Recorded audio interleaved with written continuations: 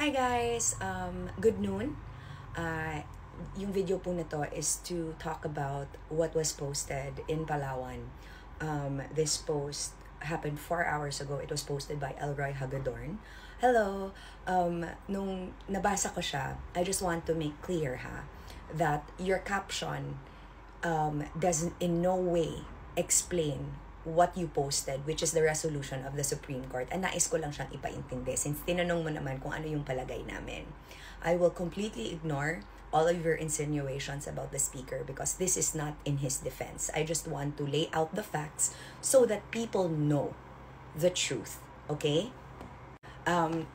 Funny enough, I was in Palawan for my birthday. Diyan po ako na birthday. And idol ko po ang family po ninyo. Actually, I got backlash for that on TikTok because I openly commented in one of the posts that I really supported then Governor Hagadorn, the late Congressman Hagadorn, because I just felt that the Hagadorn family is also really, the Hagadorn family is to Palawan as to the Dutertes in Davao and the Romualdeses in Leyte.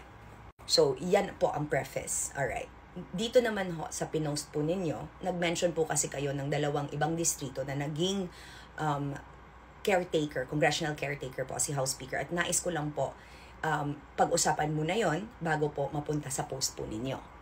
Yung dalawang mga congressional districts that was put, kasi sabi mo 5, di ba? So pag-usapan muna natin yung dalawa, yung nangyari po doon. Yung sa Negros po, nung umalis po si Arnie Teves, doon po na bakit kay Speaker ibinigay yung hearing, yung pag-caretaker, ay dahil naman po hindi po pwedeng ibigay sa mga Digamo. Okay? Pareho din naman po yan sa mga Barzaga na hindi po pwedeng ibigay sa mga Revilla. Sa totoo lang po. Kaya nga 'di ba, pagkamatay ni Congressman Barzaga, kaya yung pumalit sa kanya si Meow Meow Meow. Okay po? Naintindihan po? Pangalawa pong point na gusto ko pong ipaalam sa lahat. Aware po ba kayo sa isinulat na article? Basahin ko na lang kasi nasa Google at ayokong magkamali. Alright. There was an article that was written in 2022. Actually, it was published in 2022. But this was written, this is 51 pages. It appears in the Philippine Law Journal, Volume 94, November 4, 2021. It is about the unconstitutional house caretaking. It's 51 pages, okay? So, it was first posted in November 3, 2022. So, ibalik po natin, yes, si House Speaker Martin Romualdez na po ang speaker sa time na ito. Pero, the abstract clearly says, the Philippine House of Representatives has, in recent years, circumvented the constitutional provision on the filing of vacancies by choosing to appoint a district caretaker. Meaning to say, this period happened during the time of the last House Speakers pa. When Martin Romualdez was not Speaker yet. Bakit ko to i-share sa inyo? Because the practice of the caretaking is simply being adopted per Congress po. Hindi ho siya gawa-gawa. Hindi ho siya na because gusto lang ni Speaker ng kapangyarihan. Okay? So if you wanna reference your post sa ganid ng kapangyarihan, you might want to check the practice of the other.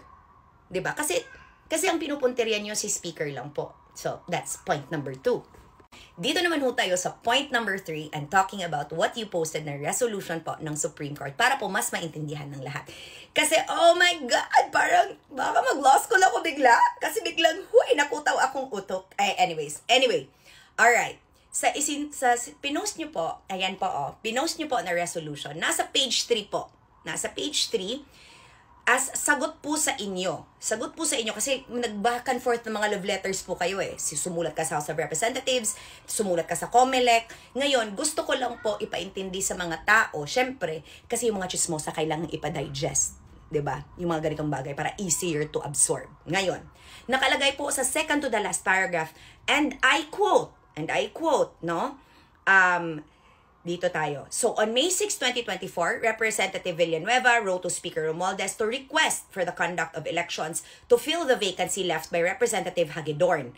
In reply, Secretary General Reginald S. Velasco, Secretary General Velasco informed Representative Villanueva through a June 10, 2024 letter that pursuant to the rules of the House of Representatives of the 19th Congress, House Resolution number 1661 is being considered by the Committee on Suffrage and Electoral Reforms, and under the same rules, the Speaker of the House of Representatives cannot by themselves expedite the adoption of a resolution without the collective action of the other members of the pertinent committee or the entire House. Meaning to say, hindi nyo po pwedeng sabihin na ganid po si Speaker ng kapangyarihan dahil hindi lang po niya naibigay ang gusto po ninyo, because our justice system and everything in this country moves at a glacial pace.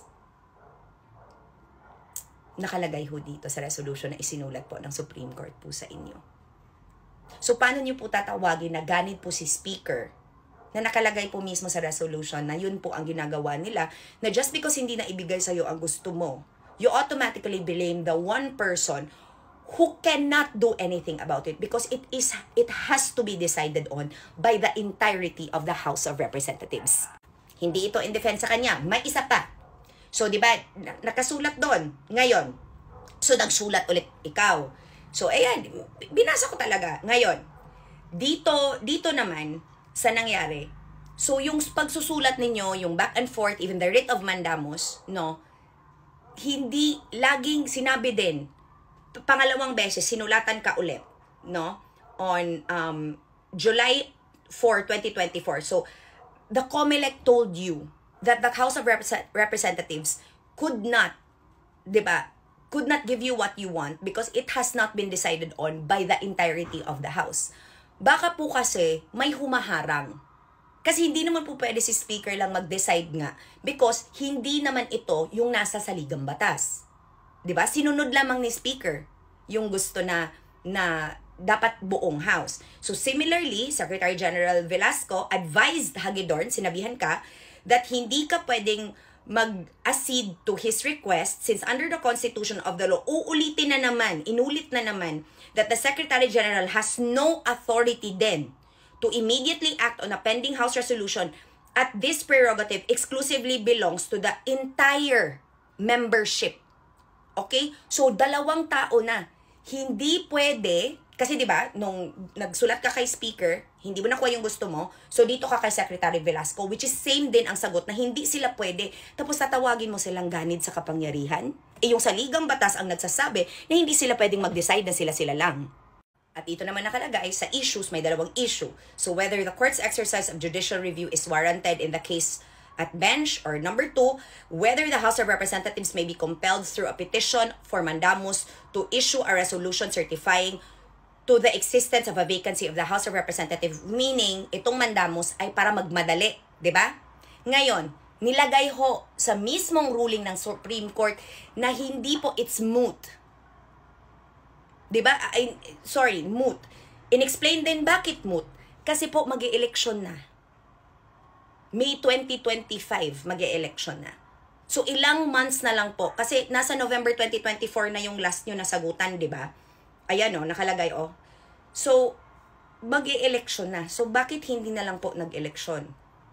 Pinost nyo po ba ito dahil nagalit kayo dahil hindi nanalo yung kapartido nyo? Hindi hilera ninyo? Kasi, in-example mo din sa iyong post, si Salva, di ba, yung isang namatay din na congressman. Eto, binasa ko rin yung current district sa District 1, 2, and 3. So, sa District 1, si Rosalie Salvame, yung naging current representative. Si Jose Alvarez and si Hil Acosta. So, sino dyan ang hindi mo kahilera? Kasi sana, bakit, di ba, hindi kasalanan ni Speaker na hindi mo nakuha ang gusto mo dahil yun naman talaga ang saligang batas sa sinunod lamang po nila, Sir Elroy. Sana po naintindihan to ng mga tao. At kayo na din po. Ingat!